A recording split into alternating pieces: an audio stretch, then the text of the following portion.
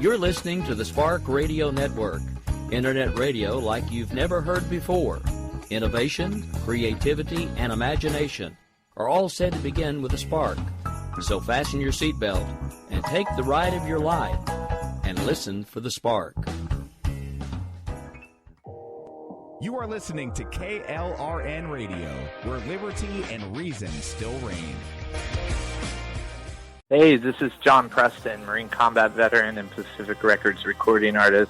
Just reaching out to have you check out our new album, Battle Cry, Songs of America's Heroes, an album featuring phenomenal other combat veteran artists like Scott Brown of the Scooter Brown Band, Ryan Weaver, Rowdy Johnson, just an incredible mix of people. This is all veterans telling our stories and our lives, and we're giving 100% of our proceeds to the Valkyrie Initiative to help veterans and first responders integrate back into society. I myself have battled with post-traumatic stress for many years and lost my own brother, a Marine Corps veteran, to suicide. I ask that you step with us and make this happen. We are in pre-order right now and release on March 17th. Go to iTunes, go to Amazon, buy. We plan on making the charts and making it at a very high level, and your support right now makes a difference. This is the release of my new song, Superman Falls, which is actually about the loss of my own brother, which happened last year, and I would love for everyone to check it out, to listen, and hopefully it'll make a difference in many lives. If you're 85 or younger, would you like peace of mind and comfort for your family? We're Final Expense Direct with an urgent message for you. The average funeral today costs over $8,000, but the most you'll get from government benefits is $255. How will your family pay the difference?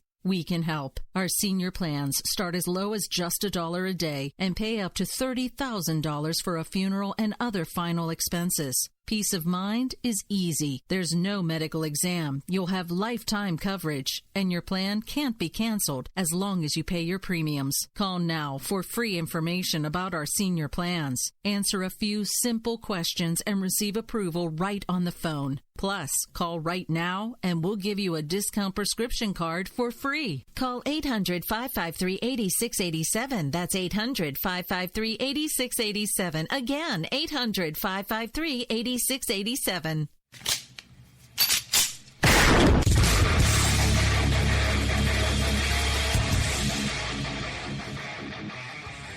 This is Slickery Trigger for Rebel Road Tactical.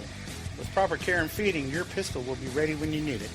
There to save your life. Shouldn't your gear be that good? Whether you need a holster for comfortable everyday carry or a tough-as-nails holster for your next training course, Rebel Road Tactical has what you need. Check us out on the web at rebelroadtactical.com.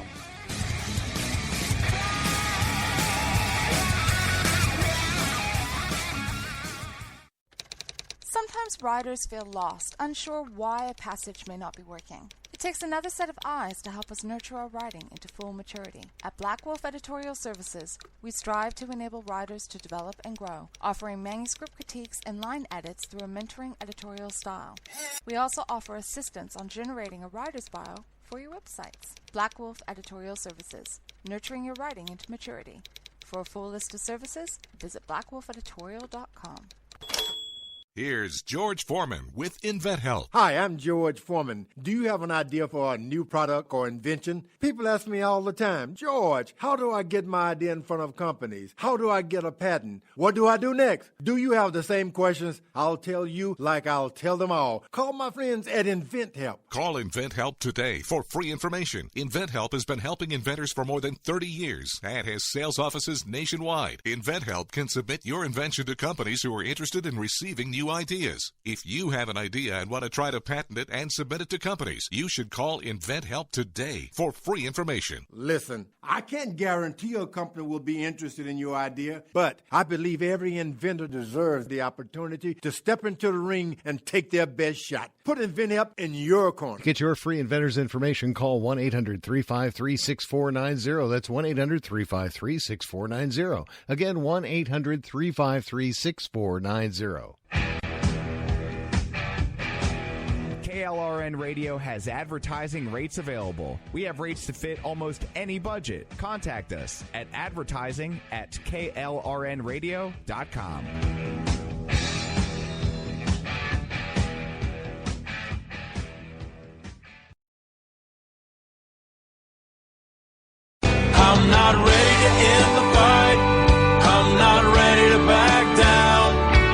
'cause I've been through hell and I don't have time to go round and round and round. It's too late to turn back now. You know I wouldn't if I could, 'cause I'm proud as hell. I can't bring myself to do what it is you think I should. All right, folks, happy Thursday evening. This is Jen and Rick. I'm one half of the crew, Mr. Rick Robinson. We're coming to you live right now from KLRNradio.com. I got a little news flash for you, folks. I am fighting downpours and thunders and lightnings, oh my. So we're going to do everything we can to get through at least this one show. If I drop out suddenly, you'll understand why. However, because of the fact that we're expecting even more rain, lightning, and thunder here in a little bit, I doubt I'm going to be able to do hour 2. So we're going to get through Jen and Rick as best we can. If we disappear, no, we did not have the mother of all bombs dropped on us, unlike some folks in Afghanistan today. Good evening, Miss Jen. How are you? I'm doing pretty good. How are you? Other than the storms. Well, I'm feeling kind of behind because it was really busy at work today and I had a lot of stuff going on. And then I signed into Twitter a minute ago. And in one of the groups that we all hang around in, you guys have all got like cool event related names today, and I'm kind of still sitting over here saying, hey, I'm Rick Robinson. Yeah, about the time that, you know, the liberals started losing their minds over this and crying all innocent civilians, and we need to be showing them education and love and diplomacy, and that's how we beat ISIS, not with bombs, even though they've ignored all the bombs that Obama has dropped, whatever. So all of a sudden they're anti-war again. They were totally fine with it whenever Obama did something, but now they're anti-war again, and just debating all the crap, and the journalists getting everything wrong about it and saying that saying that one bomb cost X amount when really that was the whole program, and thinking that Trump did it, but really it was already developed under Obama. I mean, they were just really wearing themselves out, you know, striking out left and right. And so it kind of became, I don't know, humorous for all of us to basically troll Twitter by putting something about the bomb in our names. So for instance, I'm J.R. Bombstead. So we've got a couple other people that are using the weight of the bomb and doing plays off of the mother of all bomb, you know, MOAB. So it's been very entertaining. And I've been called a neocon like 25 times today, and I haven't even said anything really about it. Oh, nice. You know, speaking of plays on words, good friend of ours that runs the barbedwiresatire.com actually put out an article today that I thought was hilarious. I don't have the article pulled up because I'm trying to not strain my internet too much, but I'll give you the short stroke so you can actually go look at it at his website. But it was actually referring to the mother of all bombs that was dropped today because, you know, America has the mother of all bombs, not to be outdone. Russia has decided they've started a project they're going to call the father of all bombs. And not to be outdone, Kim Jong-un is now going to start a project called the redheaded stepson of all bombs. Which I thought was kind of funny. Oh, man. Well, I just think that, I knew as soon as I heard that, you know, mother of all bombs, I went, oh, how long will it take the feminazis to make this some sort of anti-woman or in some way relate it back to being harmful to women or something about the patriarchy. And sure enough, it dropped early, and it was by a guy, someone out of England anyways, but tons of people jumped all over it, and that was pretty hilarious to watch his shakedown. But you knew that was coming by putting mother in the bomb. Yeah. No, I saw that article, and I just about fell out of my chair at work when I was like, the scary thing is these people are serious. That's the worst part about this. They honestly believe the crap that they write. Oh, I know. It's insane. I mean, they really are sitting there. I was talking to my husband about this earlier. Like, how do you live such a miserable life that you seriously, are offended, can find something terrible in almost everything. It is insane how they go looking for this stuff and find ways to be offended. This is nothing about it is organic. They have to actively seek to be that way. Well, I mean, part of it's, I think they're so miserable on the inside because, I mean, look at their perspective. There's absolutely nothing to be hopeful for. You are born into this planet. If you're lucky enough that your parents didn't abort you, or half of them are like, gee, I wish my mom would have aborted me. And there's nothing to live for because you have no hope of the future, because nobody can succeed in this country anymore, according to these people, because you have to be born with a silver spoon in your mouth to be able to accomplish anything. Folks, I hate to break it to you, but I was not born with a silver spoon in my mouth. I was actually born into a upper lower class family. Probably lower middle, and then my parents divorced, and then we kind of went from, lower middle down to about probably middle lower. And I've kind of scratched and clawed and fought my way back up to the top where I'm actually considered middle class again. And I don't even like to use those labels other than as a descriptor. But the simple fact of the matter is, in this country, you can still do things that you need to do to make sure that your family has the things that you want them to have and not rely on the government. But these people don't see it that way. They wait for the government to fix all of their problems.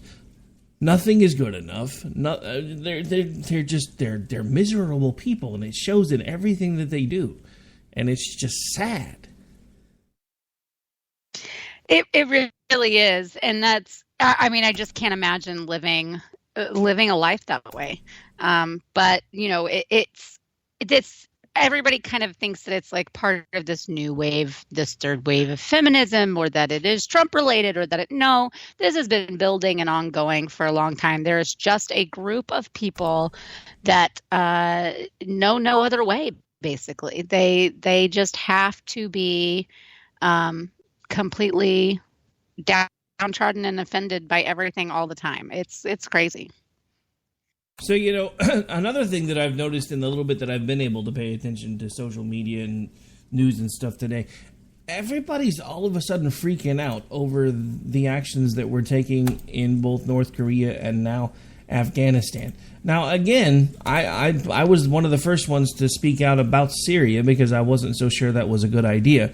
Hindsight being what it is, I think Trump used a bad situation to his advantage because now we have China on our side when it comes to North Korea, which nobody really thought was going to happen.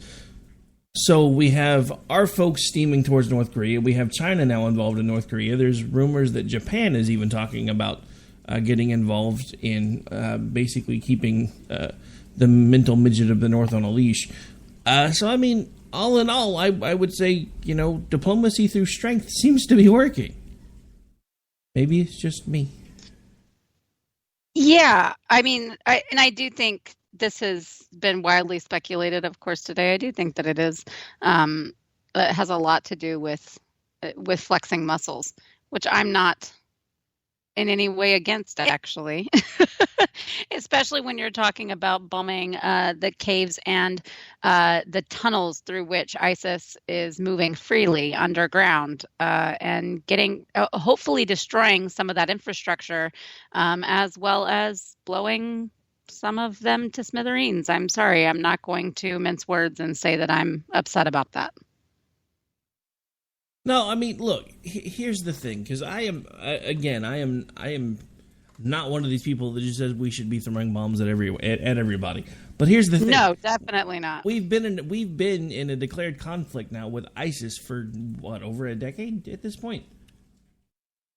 Really close, maybe more. Yeah. Yeah. And we've basically given them the last 8 years to dig themselves in, literally. Build up infrastructure because we kept trying to negotiate with them. Look, we didn't pick this fight with ISIS. It's not like we went onto their front door and kicked it in and said, "Hey, hello, we're here. We're going to take all your stuff." No, that's not how this happened. They picked this fight with us. And I'm sorry, this is the same thing that I tell my children, and I've always told my children. You better not ever be the one to start a fight, but by God, if somebody starts one with you, you better be the one to finish it. And we finally have a president that seems to understand that somebody has got to finish the fight, and it might as well be us. Because if not, if we let them finish the fight, where's that going to put us? Well, I mean, I think that it's not even just about a fight or coming to us or any of that. I mean, that we're talking about a radicalization that has infiltrated is not only prevalent throughout the Middle East, but has now infiltrated other countries through, whether it's through, illegal immigration, actual legit refugee status, or just because of the ability to globally communicate and connect in ways that we've never been able to before, because of the height of technology right now, that they're able to radicalize people that have never been in contact with that world. And it's a real threat to all of humanity now, but particularly in that region, of course. And I think that there have just been so many people that are trying to take the high road and say, how could we ever do anything like this? If even one civilian dies, it's not worth it. And they've said, we haven't tried enough diplomacy. We haven't tried enough education. We haven't sent over, enough people to volunteer to do X, Y, and Z. And they just keep reaching for that. And that sounds fine and good in a utopian world. However, we live in reality. And you cannot reason with those that are unwilling. And for centuries, literally over 1,000 years, dozens of cultures have tried to assimilate. They have tried to reach out. They have tried diplomacy. They have tried conversion. They have tried embracing. They have tried all sorts of other things. And it is not doable with these strong radical Islamic sects. It's just not. It's interesting that you bring up these strong radicalized sects, because I've actually been doing some research, because I kind of got something sparked off by one of the local guys here who's been digging into an organization that I've been trying to figure out for a while called CARE. That's the Center for American Islamic Relations. And the interesting thing about them is there are things that have gone on in that organization that nobody talks about, like the fact that they have actually been tied back to the Muslim Brotherhood, which is a very scary thing to think about, but it's the truth. If you start digging into them, you can see where they're funded from, and they're actually funded by a rather large terrorist group. And we've given them free access to most capital cities within this country. They have days at our capital where the leader of the local care organization can basically just walk in and out of the capital and go ask questions and do this and do that. These are people that we are starting to understand are tied to terrorist groups. We've had people that have gone undercover in the CARE group here and learned some very scary things. There is actually a national group, and I can't remember the name of the head right now. And again, unfortunately, since I'm fighting my internet, it's kind of hard for me to do research. But he was actually quoted a few years ago as stating that anyone that comes here from an Islamic country shall not assimilate. We are not coming to America to assimilate. We are coming to America to settle, not to assimilate. Because at some point, they really do want to try to take it over from within. Now, whether you want to believe that everybody that follows the Muslim faith is that way or not, that's up to you. I'm not telling anybody else what to believe. What I'm telling you is to think that we should not be careful and be extra vigilant, because there could only be a handful of people in your neighborhood that might want to chop your head off. It's kind of like saying, I'm going to hand you this bowl of M&Ms. Guess what? You're lucky only 3 of them are poison. Have fun. Well, right. But it's also, it's even the problem of trying to think that we can love someone enough to change their heart and mind. I mean, they are radicalizing people that should not even be susceptible to this. So there's an entire psychology that goes along with this ideology that I think people really kind of overlook, and you can't fix that with a great third grade teacher. I mean, this is similar to something like addiction. You know, they say you can't lead a horse to water. You can't make someone who's addicted come get clean and get treatment and expect them to stay sober, expect them to stay clean. And you can't just talk at or force not only just a people, but particularly a religious people that has so many more, factors that go into it than even a drug addiction does. It is tied in emotionally, psychologically, usually in a familial way. There's all sorts of things that go into this, that it's just not as simple as like, well, if we educate them, they'll come and see our light. I mean, I think that they're only buckling down, and the harder the West has pushed to try to get them to open up to Western culture or to, allow some sort of symbiotic relationship even, the more that they push back and the harder they recruit. Forgot I was muted. Sorry about that. I'm having a night like you were having on Tuesday.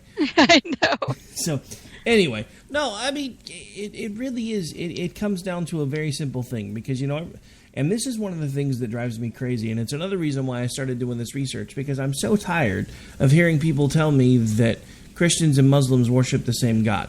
I actually am working on putting together some research that may or may not become either a booklet of some kind or maybe even a larger book by the time I'm done to refute that once and for all, because I've actually been looking into the origins of the Muslim faith and what it's tied around and where it started and all of that fun stuff. And no matter what anyone says, they're not the same. There are reasons the similarities are there, and I'll be explaining those as I think I may actually just kind of put everything out as a few kind of short little articles first and then kind of get it correlated later just so I can kind of put it out in pieces and then see what happens with it.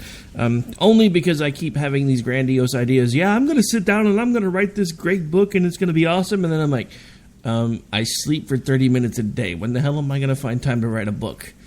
I don't know. But yeah. So anyway, kind of rambling. Sorry. No, all good. But yeah, I mean, it's just scary because the thing is, Christianity really is kind of a faith. I mean, there are tenets, there are things there that you're supposed to follow. There's the Ten Commandments. There's precepts. But with Islam, it's not really a faith as much as it is an actual governmental system. And that's why our Constitution and Sharia law, which is actually a very big part of Islam, cannot coexist because there are too many contradictory things there. And that's the part that nobody talks about, is the fact that a lot of these people that are coming here with these ties to things like Muslim Brotherhood and all of these other terrorist organizations, they're not coming here to make a better life. They're coming here because they want to bring Sharia law to America, because they think that the Quran should be the only holy book and everyone should be under the thumb of Sharia. And that's what we're fighting against. And that's why you cannot reason with people once they've declared to you who they are. It's one thing if you have a Muslim neighbor next door and you're like, hey, let's talk, let's hang out, let's maybe play some cards, whatever. And you try to spend time with them just to see what type of person they are. But once you know that somebody's going to kill you rather than look at you, why would you keep subjecting yourself to that? Well, this is part of the problem, though. They want to look at them the same way that they're looking at more westernized Muslims. Like, they know people in their life, most of us do, that are Muslim. And even if they do maybe keep up quite a few of the more conservative traditions of Islam, they are still, friendly. They come to their birthday parties. They go, they hang out. Their kids hang out with their kids. They go to the same grocery stores. They might even work out at the same gym. All sorts of things like that. And so they want to equate that with like, see, we can make all Muslims be this way. And it's a little bit of the liberal arrogance too, in that, I've seen the light. I'm going to show people how they should behave, how they should think, how they should act, because I know better than they do. And they have this problem. It permeates their, leftist ideology, really pretty much across the board. But it's very significant here in that they just truly do not understand or get the fundamental reasoning of this religion and how they operate and why they are absolutely incompatible with the West once radicalized. And you're not going to have someone just see the light. They have no qualms. These people willingly blow themselves up for this cause. They willingly take hundreds, thousands of lives for this religion. They willingly strap bombs on babies and children and women in order to. How do you think you are going to get through to them with your kumbaya, freaking hippie circle? Like, let's do a little snap poetry and maybe we can get them to come around. It's absolutely ridiculous. And quite frankly, it's very insulting. These people are either lying in order to push an agenda to make some money, I don't even know what, or they are absolutely ignorant. They're delusional. Well, yes, delusional, ignorant, crazy. But and thank goodness there aren't very many of them that really think that way that have been in charge for too terribly long. Obama was about as close to that as you could get without completely kind of screwing the pooch there. But they, because it's a dangerous mindset, it's a dangerous approach to, a very calculating and adept opponent. Yeah, it really is. It's just kind of mind-boggling. I mean, there's no nice way to put it. These people are a few fries short of a Happy Meal that think that they're going to be able to westernize the more radicalized sects of Islam. Because look, the thing that they don't seem to understand is the more of this that I uncover, there is a good portion of the Muslims that are here for the wrong reasons. They act like everyday Joe, you and me, but that's not why they're really here. They're here because, and they're following their instructions. They were told, you do not assimilate, you settle. Because there will be no God but Allah. There will be no book but the Quran. And there will be no law but Sharia. Those were their exact marching orders when they came in here. That's my problem with all of this. Because here's another reason why I disagree with all of the people. Well, if you actually study, then Allah and the God of Abraham are the same God. No, they're not. And let me tell you why they're not. In my Bible, it plainly says that Satan is the father of lies and that no believer of God shall hold a false tongue. In the Quran, it says the exact opposite. That the truth should always come first if and whenever possible. However, if the only way to accomplish a goal is to lie, you are legally allowed and obligated to lie. So if Satan is the father of lies, and this particular religion allows you to lie, tell me again who it is that they're worshiping. Yeah, it's a tough thing to understand, particularly from a Christian viewpoint, which is part of why the West has for so long not been able to deal with this religion and the radicalized culture that extends from it. Sorry, I've been more preachy than usual this week. Maybe it's because Easter Sunday. I don't know. It's like every time I sit around, I'm preaching this week. The good news is it's almost time for a commercial, so y'all will not be able to hear me preach for at least 5 minutes. Nice. No, but what you're saying, I mean, I think it's a lot of stuff that, we get kind of caught in this, we've talked about this a lot, especially with this election, like everything being binary, like Islam either has to be all good or all bad. Christianity is all good or all bad. Republicans are all good or all, it's either Trump or Hillary, and that's the only choice. This is something that we struggle with, it seems like, in America, is saying, no, there can be middle ground, and here's why. And also, just because there's this section that we can appreciate and learn from and engage with doesn't mean that there's this other part that is not absolutely horrific and detrimental to the world, which is what radical Islam is.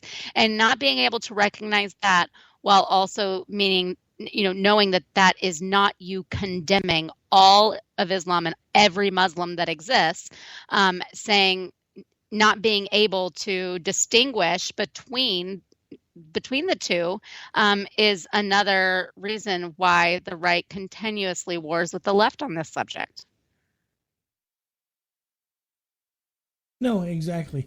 All right, so on that note, we actually have hit the bottom of the hour, so we're going to take a really quick break. When we come back, not sure where we're going next, but we'll figure it out on the commercial. Sorry, folks. I'm fighting to make sure that the show stays stable at this point because the weather's picking up bad here again. We'll be back here in about 4 or 5 minutes or so. If I can get the button to work. Here we go. I'm not ready to end the fight. I'm not ready to back down. 'Cause I've been through hell and I don't have time to go round and round and round. It's too late to turn back now. You know I wouldn't if I could. 'Cause I'm proud as hell. I can't bring myself to do what it is you think I should. You're listening to the Spark Radio Network, internet radio like you've never heard before. Innovation, creativity, and imagination are all said to begin with a spark. So fasten your seatbelt and take the ride of your life and listen for the spark. You are listening to KLRN Radio, where liberty and reason still reign. Hey, this is John Preston, Marine combat veteran and Pacific Records recording artist.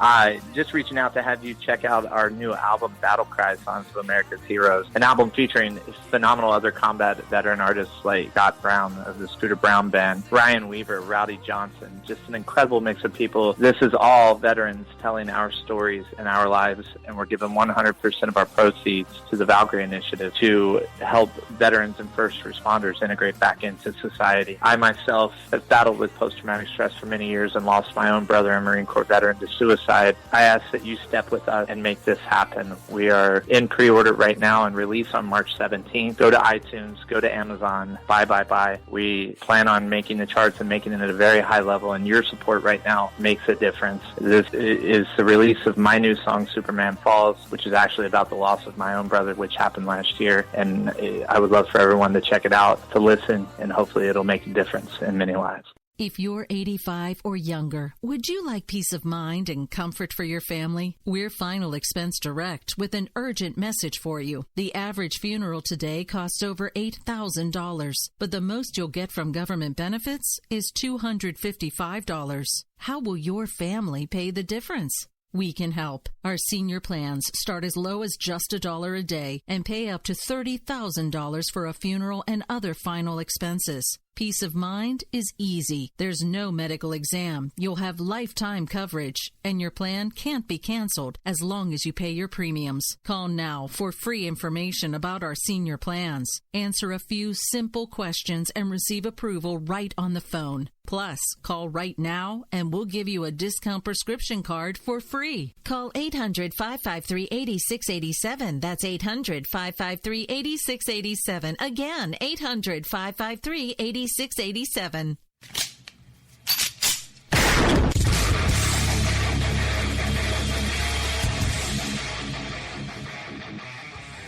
This is Slickery Trigger for Rebel Road Tactical. With proper care and feeding, your pistol will be ready when you need it. There to save your life. Shouldn't your gear be that good? Whether you need a holster for comfortable everyday carry or a tough-as-nails holster for your next training course, Rebel Road Tactical has what you need. Check us out on the web at rebelroadtactical.com.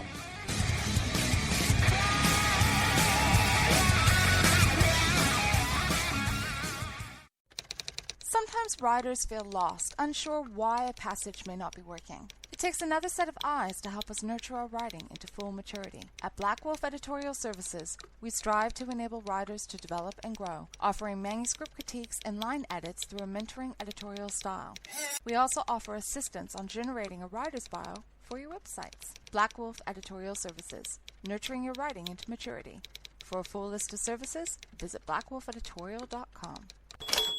Here's George Foreman with InventHelp. Hi, I'm George Foreman. Do you have an idea for a new product or invention? People ask me all the time, George, how do I get my idea in front of companies? How do I get a patent? What do I do next? Do you have the same questions? I'll tell you like I'll tell them all. Call my friends at InventHelp. Call InventHelp today for free information. InventHelp has been helping inventors for more than 30 years and has sales offices nationwide. InventHelp can submit your invention to companies who are interested in receiving new ideas. If you have an idea and want to try to patent it and submit it to companies, you should call InventHelp today for free information. Listen, I can't guarantee a company will be interested in your idea, but I believe every inventor deserves the opportunity to step into the ring and take their best shot. Put InventHelp in your corner. Get your free inventor's information. Call 1-800-353-6490. That's 1-800-353-6490. Again, 1-800-353-6490. KLRN Radio has advertising rates available. We have rates to fit almost any budget. Contact us at advertising@klrnradio.com.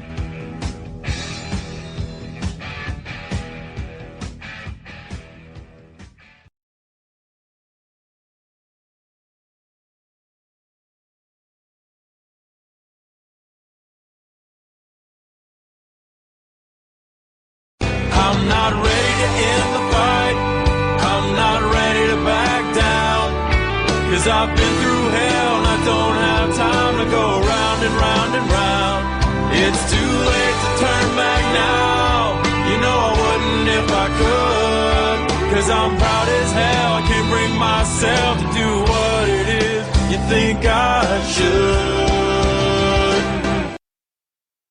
Welcome back, folks. This is Jen and Rick. We're in the last half of the show. You know, not only has Afghanistan been in the news, but of course, someone who I lovingly call the mental midget of the North, or this guy. I'm so lonely. Has also been back in the news because everybody started freaking out last night because he evacuated the North Korean capital city. Which, as far as I know, has never actually happened before, at least not for a supposed nuclear test. So everybody was scrambling around.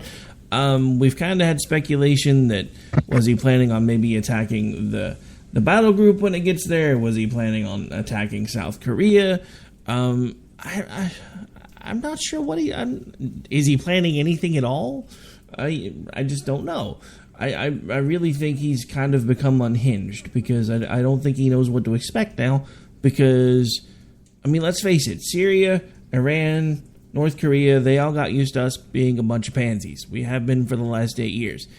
Obama started talking about red lines in the sand. Nobody realized he was talking about in his children's rose art stuff. But so now we have a president who basically gives you one shot because he basically, within a few days of being sworn in, was telling Syria, nope, chemical weapons, nope, bad idea, don't do it. One time, and boom, that was all it took. And now we've dropped the closest thing to a nuclear weapon you can drop without it being a nuclear weapon on a bunch of, not going to call them what I usually call them, but ISIS fighters in Afghanistan. So I think right now, if anything, Kim Jong-un is probably hiding under his bed screaming for his teddy bear. Yeah, I think that's probably right. He doesn't, I mean, this kind of person in power, I have a hard time taking him very seriously because he just looks like a pudgy little panda. But I know he makes people disappear. He's had generals that have just gone missing, others that have been publicly executed. This guy is insane. And I think that as much as, there was, maybe the administration did feel a need to do what they did to airstrike in Syria, and as much as we do want to defeat ISIS and start basically smothering them or smoking them out of their wormholes. I think it is just as much about the show of force and the showing the willingness to take action right now when there's all this buzz around North Korea, and make sure that, he sits down and shuts up. I don't know. But there has been buzz for a while. It's just really intensified this week. So it was pretty timely that's when we decide to drop the mother of all bombs in Afghanistan. Well, I mean, to me, you can't tell me there wasn't at least a little bit of orchestration here, because all of this is just coming together way too well for it to be a coincidence. Because let's backtrack for a second. Because, again, we've talked about this, but I'm going to bring it up just in case we have people that haven't been keeping up. While we were throwing cruise missiles at Syria, Trump was sitting across the table from the leader of China, who, and let's not forget, about 2.5 weeks ago, Trump was telling everybody, even Twitter, if it comes down to it, we will go alone against North Korea. And nobody believed him until he went alone against Syria. Now China has basically been like, you know what? Hey, not only are we going to try to help you make sure that this guy stays a little more stable, we're going to cut this trade deal that we had with them, and we're going to buy you guys as coal instead.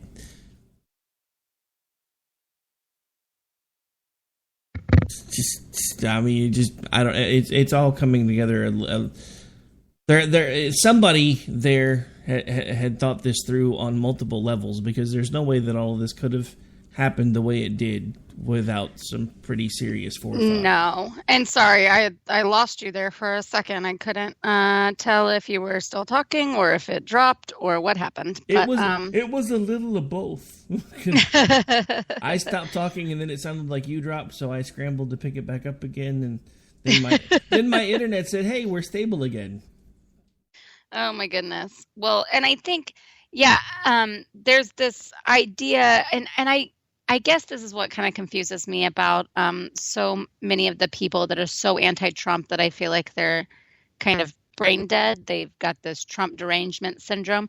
So on the one hand, he is like this brilliant mastermind who has been like orchestrating all of these things behind the scenes since before he was even elected, and he's in cahoots with Russia, and he's got all of these things going on there. And then on the other hand, he is a complete buffoon who has never planned anything or whatever, but somehow also they do believe that he's like orchestrating things like bomb drops in order to distract from true Russian ties that came out in The Guardian.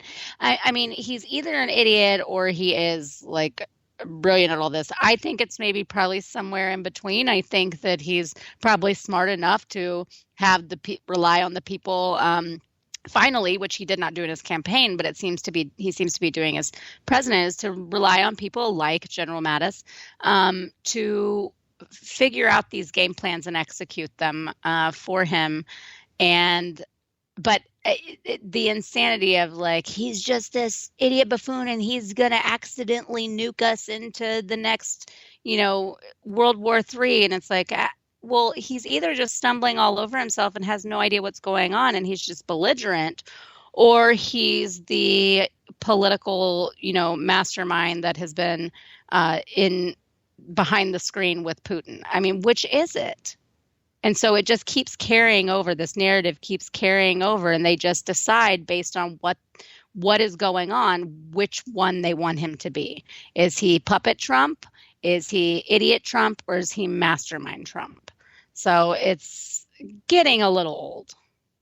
Yeah, well, this may be a little bit before your time, but there were movies that were put out basically called The Pink Panther. And it was this dude that basically would just bumble his way through an entire movie and still manage to get things to go the right way. I honestly think that's what they think Trump is. Yeah, I think that's right. But you're right. I mean, they can't have it both ways, because one second they're saying that he's a moron, has no idea what he's doing, and then the next he's a mastermind. And that's kind of been the case since the beginning of this presidency. And, there are times where I kind of think, yeah, he is a moron. And then there are times when I go, well, actually, that was pretty brilliant. And it kind of goes back and forth. But that's why I said I think the reality is more somewhere in the middle. See, I don't understand Trump, and I want to actually get to something else real quick, then I want to backtrack. Because Al in the Spreaker chat was just like, they did the same thing to George W. Bush. And they did. Anytime they could, they downplayed his intelligence. This was a guy that actually could land a fighter jet on an aircraft carrier. That means, by definition, he's not a moron. Well, this is a guy that had an MBA from Harvard, and I'm sorry, they don't just hand those out because of who your daddy is, no matter how much they want to say that. Well, yeah, that's true, too. But now I forgot what we were talking about before. I wanted to give Al a shout-out. We were just talking about the mastermind or the not. And he is right. You know, they did do this with Bush. It has been a little bit over the top with Trump, and I think for obvious reasons. And for the same reasons why I was so adamantly against him being the nominee and becoming president of the United States. He is not polished. He shoots off at the mouth. He can't control his tweets. And but again, it's like, is that all part of the strategy so that you're just not expecting, so that he comes off looking like so, yeah, I think it's the unsuspecting factor maybe. So people will underestimate him and then be pleasantly surprised by the good that he does do, or the ways in which that he things that he follows through with, or policies that he has that, you know, people will be happy about. And so then they're like, wait, this isn't so bad after all. Whereas if he, you know, relayed that that's how his presidency would be from the get-go, then he might disappoint people. It might go the other way. So I do kind of wonder if, like, maybe some of this is not all a play to be coming from the bottom up. And so he has nowhere to fall. You know, I kind of wondered that too. And actually, this reminded me of what it was that I was going to say before I got distracted. Trump is a walking dichotomy, because you can see that there is an actual thought process to the things that he's trying to do, but he opens his mouth and you lose the plot, because he says things, and some of the things that he says don't make sense. Like, there was an audio clip back when he was first started talking about repealing Obamacare, and he was like, and you're going to have this great plan and be able to keep your doctor, and you're going to know what your plan is because that's the plan. I'm like, what the hell did you just say? And it's like, yeah, exactly. He talks in circles. His tweets are crazy insane. Half of them have typos. I mean, like major typos. But then you see things like this, and you're like, okay, so what is this? I mean, it honestly reminds me of the things that Reagan did that people thought were gaffes. And it turns out they weren't gaffes. He was doing it on purpose, because it would throw everybody off, and it basically made the Russians think that he was nuts, and it worked. And I don't know if he's taken a page out of Reagan's playbook, or if he really is just so unhinged that it just kind of depends on who's got control of the rudder in the head at that point in time, and if he's got more than one voice rattling around up there. I really am trying to understand him, but I don't, because it's like he opens his mouth 1 minute and he sounds like a Harvard law professor. He opens his mouth the next second and he sounds like Rocky Balboa. Yeah, that's exactly right. And, you know, maybe to our benefit in these international dealings, especially after he's not only ordered one airstrike, but dropped the mother of all bombs in Afghanistan on ISIS so quickly after promising to try to obliterate them from the face of the earth during the campaign. So, you know, maybe it's obnoxious as all get out for all of us, and to keep having to try to figure him out and chase down his his every kind of whim and will. But maybe that is just one of those things that's unsettling on the international scene, especially when he has proven he's not afraid to use big weaponry, and that may be to our benefit in situations with people like Russia and North Korea. Yeah, I mean, there's just so many different layers here, and again, it's just one of those things where, for those of us that have been following along with Trump for the last 2 years and just kind of watching as we were trying to figure out why in the world people kept flocking to this man, I have to admit, I was pleasantly surprised to see him start taking such a firm stand this early, because I will tell you, this is one of the things that, and I'm going to irritate a lot of people when I say this, but this is one of the things that I've been waiting to see. Because ISIS, ISIL, whatever you're going to call them, they need to be dealt with. And they need to be dealt with in a way that they understand. These people don't understand diplomacy. They don't understand olive branches. They understand strength. That's the world they come from. The Middle East is a harsh place. There aren't soft little people that want to go be ambassadors and this, that, and the other. They literally have to fight and scrape and claw for everything that they get over there. So that is what they understand is strength, and that is part of the problem, is because we keep trying to deal with them as if they were westernized people, and they are not. They don't have the same mores that we have. They don't have the same cultural precepts that we have. And anyone that tries to negotiate with them, they automatically see that as a sign of weakness. I mean, to nerd this down for a second, this would be like somebody trying to negotiate with a Klingon if you were part of the Federation. They would basically kill you instead of even looking at you, because anytime you come in and deal with them from not a posture of strength or battle, they're just going to kill you, because that's their same mindset. There's a reason the Klingon culture was depicted the way it was in Star Trek. It was a direct correlation to a mixture between the Middle Eastern culture and the Japanese culture, because in a lot of ways they had the same precepts.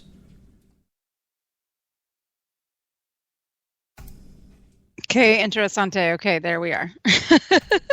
Did I lose you again? Just for a second. Playing battle with Mother Nature. That's always fun. You should be used to that. Oh, sorry.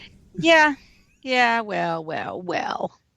Hey, I don't get offended just by referring to something that a girl deals with or goes through, or even calling me a girl, because, apparently that's offensive now to say anything related to femininity or not. No assumptions, but none of that bothers me.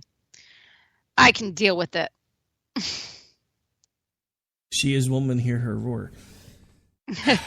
So, speaking of this from the opposite angle, one last story on the way out, and then I think we're going to go ahead and shut things down, because I'm about tired of fighting Mother Nature, because I'm not used to it.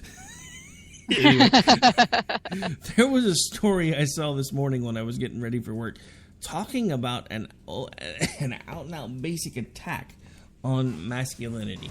I swear, it's like people are just trying to make us... I don't even know how to describe it, because the article was just insane.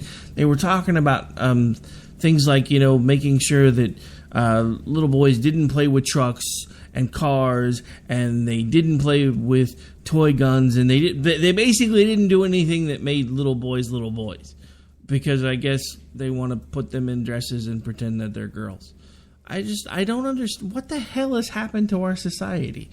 What all of a sudden being a strong male figure, or for that matter even a strong female figure, is suddenly frowned upon, and I don't understand that at all. I really don't know what has happened to us. I swear, it's like, have they put something in the water that's raised the estrogen level? And I'm not meaning that in an offensive way. It doesn't make any sense to me that we've all become overly emotional. We've all become overly sensitive. I mean, side note real quick, and then I'll let you have the mic back. The reason I bring this up is because I'm seeing this more and more. Like, I have a really good friend of mine. We've been friends for years, and we talk all the time, usually through electronic messaging back and forth while we're at work. And he was actually talking about a wrestling match that he watched the other day, and by the end of it, he was so inspired by what he'd seen that he was crying by the end of a freaking WWE wrestling match. What is happening to us that we're crying about wrestling? Yeah, I don't know. I mean, I definitely think that there is a push to sensitize and feminize young men. And I don't know if half these people have ever actually been around children, but it's kind of hard to get them to like things when they don't like them. They choose what they like and what they want to play with, and especially when they're very young, anywhere from 9 months to 3 years old, you can't really force them to do very much that they don't want to do. So if they gravitate towards a car, it's probably because they like that it rolls, and it has nothing to do with what it says about them being a male or a female. If they want to play with a baby doll. I mean, it's just absurd to overanalyze this to such an extent, and then to act like the only reason that there are any gender constructs at all is because we have socially forced them on them, and that for some reason, even if we had to a certain extent influenced them in that way, that it is all completely negative, and that it will benefit them to remove all of those things and let them become, I don't even know what, a unicorn? What are they going to become? Boy or girl? What's so hard about this? Well, the hard part is the science, apparently. Apparently science is hard, very hard, but it's settled in some things, but the science is very hard here. Also, science is really hard when you talk about how you even get that kid in the first place. They're very confused about how the process is that creates one of those tiny human beings that grows in mama's belly. They're not really great on that. How dare you? You can't call it a human being till it's outside of mama's belly. I'm like, what else was it going to grow up to be? You crazy people think I'm going to birth a cat? A unicorn. Oh, I don't know. It's insane. This world is insane. So there's an interesting little meme going around now. It has one of, looks like one of Kim Jong-un's generals leaning into him, and Kim Jong-un's leaning in next to him. Of course, this is a stock picture that's been around for a while, but this one basically has a caption that says, "Trump said your fat ass is next." Yeah, that's awesome. Speaking of a general being executed, if I that was saw real. where they said I saw them with a meme of him where it looks like he's holding a United ticket, and it says, "Trump has invited Kim Jong-un to come to America to discuss the nuclear options on a United flight." Oh, dude, yeah, I died when I saw that one. And I'm actually glad you mentioned that, because there was another one that I wanted to mention, and I'd completely forgotten about it. So last night, I'm producing for G, and I'm strolling through Twitter, just kind of hanging out, and all of a sudden, I see this new United meme, and I'm like, what in the world are they doing here? And I look up, and it's got Negan from The Walking Dead walking down the aisle with Lucille, his baseball bat with the barbed wire on it. And he's like, "United is looking for a volunteer." And I'm like, oh my God. I literally was laughing for like 15 minutes because I even heard it in Negan's voice with the pauses and everything as soon as I realized who was in the picture. And I'm talking to people, and they were like, "Oh my God, I'm literally laughing so hard I'm choking." I was like, yeah, I was too for like 20 minutes. And I was producing a live show at that point. I was really glad I wasn't on a hot mic. Because I literally almost blew the commercial break because I was laughing so hard. Because I laughed for nearly 10 minutes. It wasn't even a joke. It was just something awesome about it was completely hilarious, and still my one contribution to the United hashtag is still being retweeted, which I think is awesome. Oh man. All right, well, believe it or not, we are officially out of time, and if you're just tuning in, due to weather issues, there will not be an America Off the Rails episode tonight, because as you could hear, there were some times where Jen and I lost each other, and that's going to be impossible for me to do by myself, because I won't be able to know if I'm broadcasting or not. So, weather permitting, we will be back tomorrow night. I think, actually, I think Dan is going to get a production lesson tomorrow night, hopefully. So hopefully if we are having bad weather, it won't impact me as much because I won't be the one pushing the buttons. Because apparently we're in for this for the rest of the weekend. Yay! But on that note... Yeah, sorry about that. We gave you what we already dealt with all week. Yeah, well, stupid Texans always... Never mind. You better stop. Or what? You're in Texas. What are you going to do? I'm quitting the show. Whatever. You'd be back in like a week. Yeah. Like, I know, empty threats. I'm just gonna go tweet about it. There's too much to rant about. I want to come back. Although I guess I should behave because I guess Slick is planning on making a trip up here in August, so I don't want to give him any reason to have to come find me and hurt me. Yeah, don't do that. On that note, we are officially out of time. Why don't you remind folks where it is that they can hang out with you when you're not on the radio fighting Mother Nature with me? Yes, come argue with me on Twitter at jhomestead, JR Homestead on Facebook, and check out misfitspolitics.com. All right, folks, and I am just the one and only Rick Robinson on Twitter. I didn't get in on the whole let's change our name to something cool because I actually had to be responsible and pretend I was an adult today, so I wasn't able to play on Twitter at work. I was kind of sad. But anyway, you can follow along on Twitter at AOTR_host. And, of course, you can find me on Facebook. Also, you can email me, rick@klrnradio.com. Questions, comments, concerns, complaints. I usually delete the complaints, but I sometimes read them and make fun of you first. So feel free. But anyway, we're out of time, folks. Have a great night. Take care. God bless. If the weather ever clears up, I'll actually do an America Off the Rails again. Maybe. I'm not ready to end the fight. I'm not ready to back down. 'Cause I've been through hell and I don't have time to go round and round and round. It's too late